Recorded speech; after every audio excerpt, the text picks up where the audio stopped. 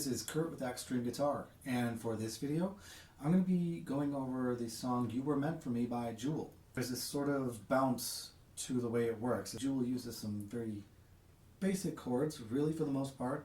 I am basing this off of partially the album version, which is tuned a half step down, and a live version, which I'll include the link for in the description. She's playing it live in a studio, and it's really nice to be able to see some of the things that she's doing. She has an interesting way of holding her fingers as she's playing. I think she keeps her pinky down the whole time, and it's kind of interesting how that works. And I can't quite replicate what she's doing, but I can replicate the way that it sounds. So you want to make sure that you are tuned to E flat.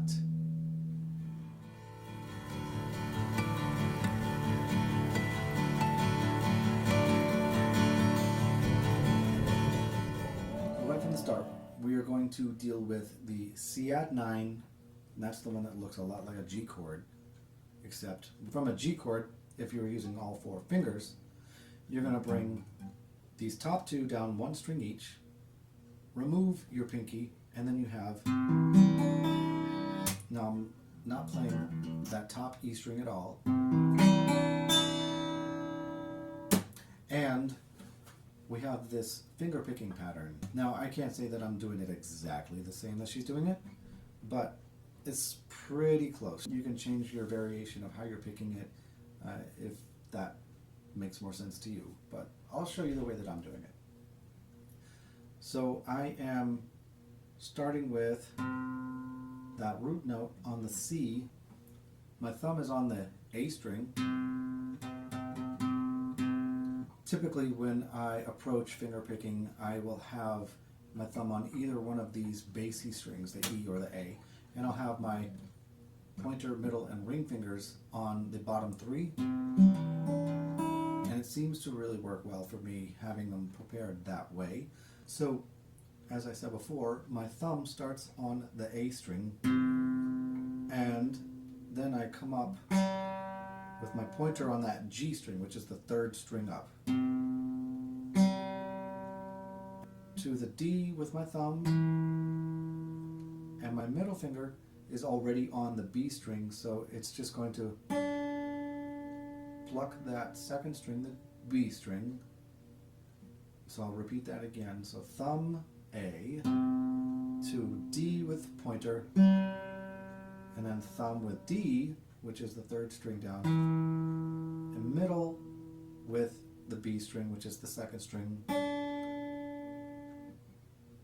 and then my thumb comes down to the D string again,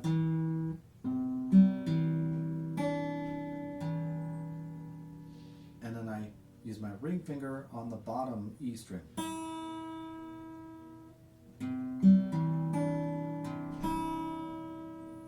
And then I will come back to the middle on that 2nd B string. Now here are a couple close-ups of the picking pattern in slow motion. The pattern is exactly the same when working with the chords C, G/B, and C add 9. When working with the D chord, your picking thumb will shift to the D string, and everything else remains the same. This would also go with the E minor chord, where your picking thumb will move to the E string, which is the top string, and everything else will remain the same. So if you haven't gotten down the picking pattern yet, that's something that you can continue to work with. Now if we just move on with what's going on in the verses, we have C add 9, then we come to this G/B. What that really means is just that we're avoiding that root note, but it is still part of the G. We're just on this 2nd finger here, which is in the chord of G, and it's just part of the bass walk down, because you're starting on the C and then you're moving to this B.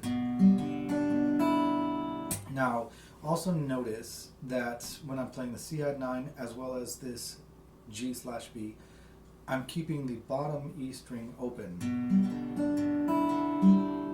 Now whether you decide to use the finger picking method or just strumming along, you can do that too. But it's going to be the same kind of situation. You have the...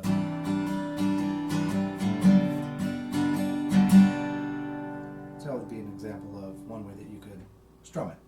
From here, we go, so it's C add 9, and then she goes back to the C, but instead of C add 9, it's a full C, and then we go to E minor. Now, if you noticed in the slow motion section of the video, I was explaining that when I shift to the E minor, I'm no longer starting on the A string, I'm moving it up to the E, and then the pattern for the verse, the second half of the pattern, goes back to the C add 9, to the G slash B, to the full C, and then we go to a D. Now I'll also notice in the C add 9, it's, so that's the ascending on the B string, and then on the D chord it goes, so descending. It's a little subtle difference, but it's good to keep note of it. Now we are headed to the chorus. In the album version, she strums it. In the live version, she continues with that picking pattern. I'm just going to go with the strumming. So the chord progression for the chorus is just going to pick up right from the conclusion of the verse.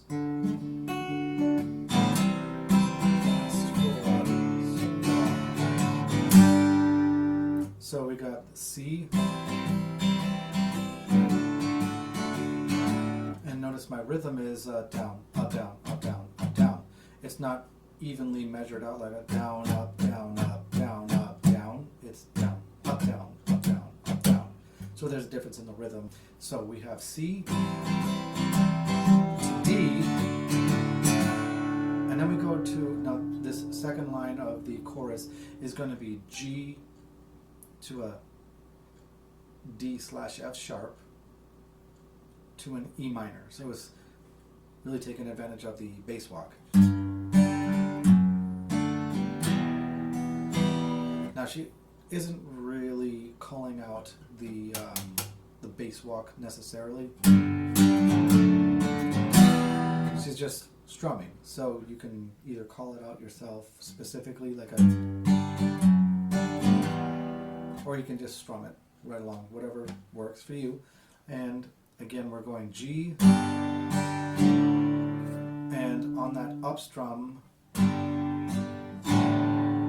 I'm going to the change to this F, D slash F sharp.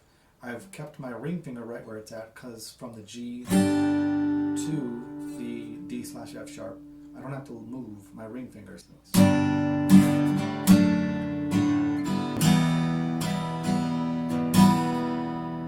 Then we go back to that whole progression that I just did. So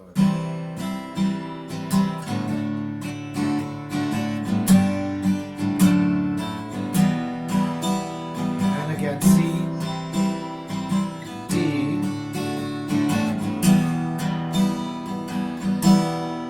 so that's how long you want to hold out that E minor. It's and she holds it for 3 beats, because on the 4th beat she plays with these harmonics. So the harmonics are happening on the D string, and then what I'm doing is I'm not barring my index finger, I'm just trying to curl it up a little bit so it's not touching the other strings, because if it is, then I won't get the harmonics on the other strings. And if you've never played a harmonic before, you have to very, very lightly touch the string. You're not pressing down, because otherwise you'll just get the note that corresponds with that fret. But I'm just lightly touching, and notice that I'm right over the fret. So it's 5th fret that I'm catching that harmonic, but it's 5th fret on the D string, and it's directly over the fret. And the nice thing is you can hit it and then take your finger away and it'll ring out. And so I catch that. And it's the same thing with my ring finger. My ring finger is at the 7th fret on the bottom 3 strings, G, B, and E, but it's directly over the 7th fret bar. So it might take a little bit of getting used to grabbing it, and there is a sweet spot for every harmonic. Sometimes you think you got it and then it's just a dud. And so when she plays those harmonics, it's kind of like that very last one has a slight delay before you hit it. So it's, and as soon as she does those harmonics, you go right back to the verse chorus. After the next segment of the song, there's a chorus. And let's just say that I've gone through that chorus already, and I'm at the end on that E minor. Now I'm going to work right into the bridge. Now we're going to a C add 9, except it looks more like a full C, but I'm removing my middle finger, so it's a difference in the voicing.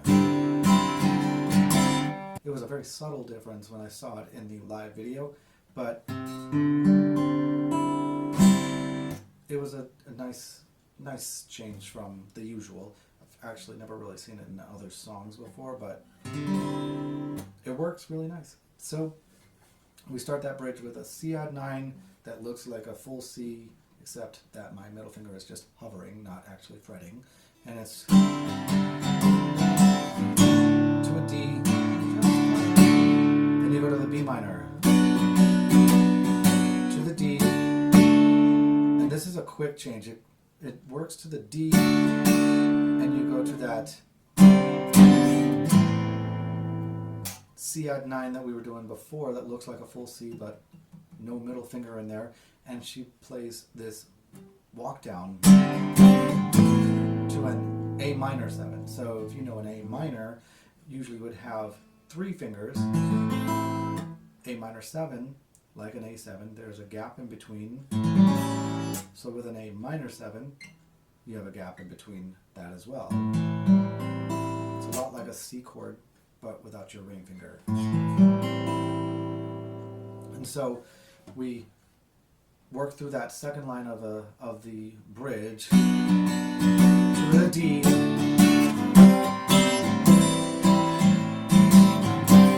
back to the C add 9 that looks like a C, to the D, and then we ring out B minor to an E minor, and then return to the main theme. And so then it goes back into the next verse and the chorus again. So when it gets to the very last chorus, it continues on with the strumming for the album version. And then it goes to return to the original. And she continues to sing "Were Meant for Me." And then it slows down at the very end.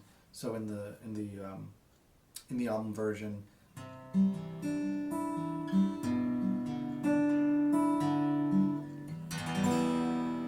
ends on a ringing out E minor. Hope that was a helpful video. Stay tuned for my next video. Like and subscribe, and I'll see you next time.